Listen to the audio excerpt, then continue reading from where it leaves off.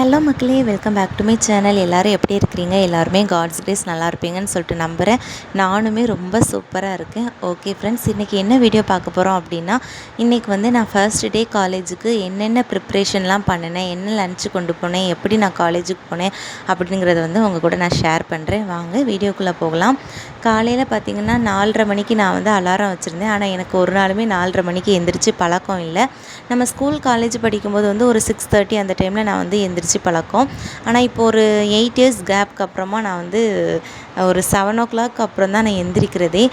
So 4:30க்கு alarm வச்சு என்னால் எந்திரிக்கவே முடியல. அதுக்கப்புறமா ஒரு 5:30 மணிக்கு தான் நான் எழுந்தேன்.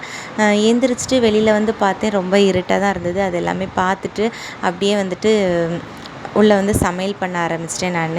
ஏன்னா காலையிலே எல்லாருக்குமே காஃபி டீ குடிக்கிற பழக்கம் இருக்கும். ஆனால் எனக்கு அந்த பழக்கம் கிடையாது. அதனால் நான் பிள்ளைங்க ஹஸ்பண்ட் எல்லாம் எந்திரிச்சதுக்கு அப்புறமா நம்ம டீ போட்டுக்கலாம், காஃபி போட்டுக்கலாம் அப்படின்னு சொல்லிட்டு விட்டுட்டேன். நான் காலையில் எழுந்ததுமே சாப்பாடு வச்சுட்டேன். இன்றைக்கி ஃபர்ஸ்ட் நாளே பிளான் பண்ணிட்டேன். முந்தின நாள் சண்டேவா, ஸோ நான் சிக்கன் குழம்பு வைக்கிறதுக்காக சிக்கன் வாங்கியிருந்தேன். அதில் நம்ம சிக்கன் ஃப்ரை பண்ணிவிட்டு அப்புறமா லெமன் சாதம் செஞ்சு ஒரு பாயில்டு எக் வச்சுக்கலாம் அப்படின்னு சொல்லிட்டு பிளான் பண்ணிட்டு தான் படுத்திருந்தேன். ஏன்னா அதுதான் நம்மளுக்கு ரொம்ப ஈஸியான சமையலும் கூட. அப்புறமா காலையில் எழுந்திரிச்சு சாதம் வச்சுட்டு பக்கத்துலேயே முட்டையும் அவிய போட்டுட்டேன். ரெண்டுமே ஒரு சைடில் கொதிச்சிட்டு இருக்கும்போது அப்படியே கரண்ட் அடுப்பில் இட்லியையும் ஊற்றி வச்சுட்டேன். இட்லி மாவு நைட்டே அரைச்சி வச்சுருந்தேன். அதையும் காலையில் நல்லா பஃபியாக இருந்தது, நல்லா மாவு புளிச்சு கெட்டியாக இருந்தது. அதையும் இட்லிக்கு ஊற்றி வச்சுட்டேன். அப்படியே சைட் பை சைடு அப்படியே ஒவ்வொரு வேலையாக பார்த்துட்டே இருந்தேன். டைம் போகிறதே தெரியல. ஏன்னா எனக்கு 9:30க்குள்ளே காலேஜில் இருக்கணும். நான் அதை மேனேஜ் பண்ணி தான் நான் சரி ஓகே பார்த்துக்கலாம் அப்படின்னு சொல்லிட்டு அப்படியே வேலையெல்லாம் பார்த்துட்டு இருந்தேன்னா, சாதத்தெல்லாம் வடிச்சிட்டு அப்புறமா வேக வச்ச முட்டையும் எடுத்து வச்சுட்டு இட்லியுமே நல்லா குக் ஆகிடுச்சு. அதையுமே ஒரு பிளேட்டில் மாற்றிட்டு அதுக்கப்புறமா நான் ஹாட் பாக்ஸில் வச்சுக்கிட்டேன். அப்புறமா பார்த்திங்கன்னா பாப்பா எந்திரிச்சு வந்துட்டா. ஸோ பாப்பாக்கிட்ட கொஞ்சம் நேரம் விளையாண்டுட்டு அப்புறமா அவங்க கொஞ்ச நேரம் என் கூடயே நல்லா பேசிட்டு சரி நம்ம அடுத்த வேலையை பார்க்கலாம் அப்படின்னு சொல்லிட்டு நானும் பாப்பாவை கீழே இறக்கி விட்டுட்டு பாப்பாவுக்கும் தம்பிக்கும் பால் ஆற்றி கொடுப்பேன். ஹஸ்பண்ட்க்கு மட்டும் காஃபி இல்லைன்னா டீ ஏதாவது போட்டு கொடுப்பேன். அவங்க என்ன கேட்காங்களோ அவங்க விருப்பத்துக்கு அந்த மாதிரி நான் போட்டு கொடுப்பேன். பாப்பாவுக்கும் தம்பிக்கும் பால் தான். ஸோ ஆவின் பால் தான், எப்போவுமே ஆவின் பால் தான் வாங்குறது, வேறு பால் வாங்க மாட்டேன். பாலையும் அடுப்பில் காய்க்கிறதுக்கு வச்சுட்டேன்னா அதுக்கப்புறம் பாப்பாக்கும் தம்பிக்கும் தம்பி அப்போ எந்திரிக்கலை.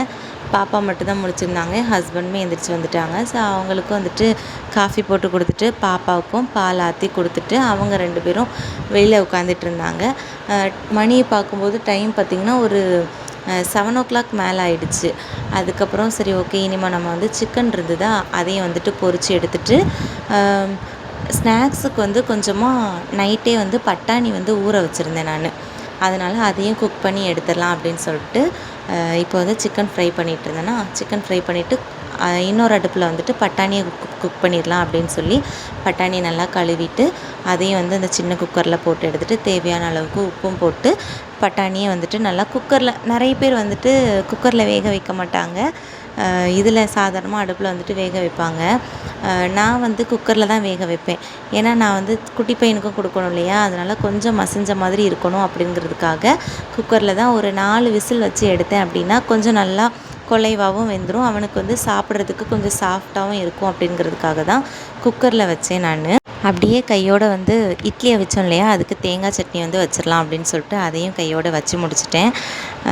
பிள்ளைங்களுக்கு தக்காளி சட்னி அப்படின்னா கொஞ்சம் விருப்பப்பட்டு சாப்பிடுவாங்க. இருந்தாலும் டைம் ஆகிடுச்சு, அதனால் தேங்காய் சட்னியும் வச்சாச்சு.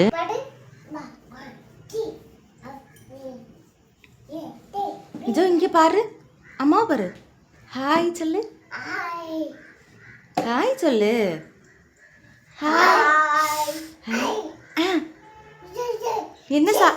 என்ன சாப்பிட்ற? கையில் என்ன வச்சுருக்க ஜோ குட்டி? கையில் என்னம்மா வச்சுருக்க? இங்கே பாரு, கையில் என்ன வச்சுருக்க? ஐயோ இந்த பாரு, இந்த பிள்ளையை எப்படி தள்ளி விடுறான் பாரு.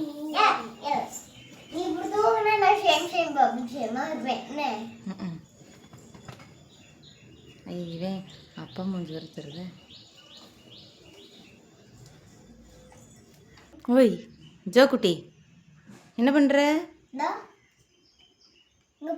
ஜோக்குட்டி பிஜிலி மோரியா சொல்லு.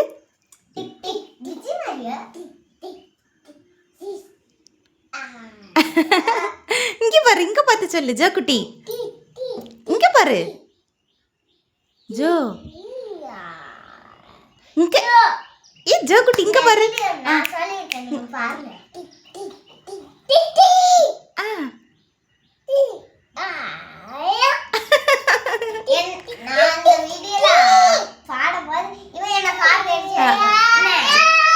ஜோக்குட்டி ஜானி ஜானி எஸ் பாப்பா பாடுமா.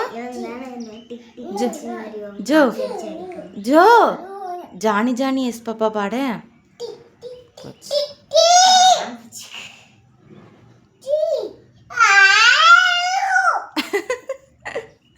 ஜோக்குட்டி குட் மார்னிங். குட் மார்னிங் கையை வச்சு இப்படி சொல்லு. Good morning.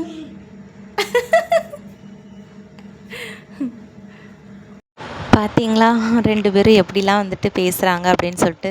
அப்புறமா தம்பி எந்திரிச்சிட்டு வந்தானா, எந்திரிச்சு வந்ததுக்கப்புறமா அவனுக்கும் பாலெல்லாம் ஆற்றி கொடுத்துட்டு கொஞ்சம் நேரம் அவன் கூடயும் பேசிட்டு விளையாண்டுட்டு அப்புறமா வந்துட்டு லெமன் சாதம் செய்கிறதுக்கு வந்துட்டேன். லெமன் சாதம் எல்லோரும் ஒரு சிலர் ஒவ்வொரு மாதிரி பண்ணுவாங்க. நான் ரொம்ப சிம்பிளாக தான் பண்ணுவேன். ஏன்னா எனக்கு பிள்ளைங்க சாப்பிடணும் இல்லையா, அதனால் கடுகு கருவேப்பிலை அப்புறமா கொஞ்சமாக காயப்பொடி சேர்த்துட்டு அதுக்கப்புறமா வத்தல் போட்டு கொஞ்சமாக கிண்டிட்டு அது பொரிஞ்சதும் நல்லா வதங்கினதுக்கப்புறமா இந்த லெமன் இருக்கு இல்லையா, லெமன் ஜூஸ் புழிஞ்சு வச்சுருப்போம் இல்லையா, அதையும் உள்ளே சேர்த்து மஞ்சள் பொடியும் ஆட் பண்ணி கொஞ்சம் கிண்டி எடுத்துட்டோம் அப்படின்னா லெமன் சாதத்துக்கு பேஸ்ட்டு ரெடி ஆயிரும். அதை சாதத்து கூட போட்டு நல்லா மிக்ஸ் பண்ணி எடுத்துட்டேன்னா என்னோடய ஸ்டைலில் லெமன் சாதம் ரெடி ஆயிரும். இப்படி தான் நான் சிம்பிளாக தான் பண்ணுவேன். எங்களுக்கு இந்த டேஸ்ட்டு பிடிக்கும். நிறைய பேர் நிறைய விதமாக பண்ணுவாங்க. எங்களுக்கு இந்த டேஸ்ட் பிடிக்கும். அப்புறமா எங்களுடைய வாட்டர் பாட்டில் எல்லாத்துலேயுமே நல்லா வாட்டர்லாம் ஃபில் பண்ணி வச்சுட்டு அப்புறமா என்னென்ன ஸ்நாக்ஸோ எல்லாமே பேக் பண்ணி வச்சுட்டேன். லன்ச் எல்லாமே பேக் பண்ணி வச்சுட்டு அப்புறமா நானும் குளிச்சுட்டு கிளம்பி வந்துட்டு இன்றைக்கி சாரீ தான் கட்டிட்டு வரணும் அப்படின்னு சொல்லிட்டு இன்றைக்கி சாரீ ப்ரிப்பேர் பண்ணியிருந்தேன். நானுமே சாரீலாம் கட்டி முடிச்சுட்டு அதுக்கப்புறமா பிள்ளைங்களை எல்லாரும் 2 பேரையும் இவங்க அப்பா கொஞ்சம் கவனிச்சுக்கிட்டாங்க. பிள்ளைங்களுக்கு ட்ரெஸ் சேஞ்ச் எல்லாமே பண்ணி விட்டுட்டு அப்புறமா பிள்ளைங்களையும் கிளப்பி விட்டுட்டு அவங்களும் கிளம்பி வந்தாங்களா. நாங்கள் எல்லாருமே சேர்ந்து சாப்பிட்டு முடிச்சுட்டு ஓகே கிளம்பலாம் அப்படின்னு சொல்லிட்டு நாங்கள் கிளம்பியாச்சு. என் பையன் எப்படிலாம் பேசுகிறான் பார்த்தீங்களா. நிறைய பேர் நினைப்பீங்க பையன் மேலே தான் ரொம்ப இம்பார்ட்டண்ட்டாக இருக்கீங்க அப்படின்னு சொல்லிட்டு. அப்படியெல்லாம் கிடையாது. பாப்பா கொஞ்சம் வளர்ந்துட்டால, அதனால் அவளுக்கு இப்போ ஸ்கூலுக்கு போயிட்டு வரணும் அப்படிங்கிறது அவளுக்கு தெரிஞ்சிடுச்சு, மைண்டில் ஃபிக்ஸ் ஆகிடுச்சு.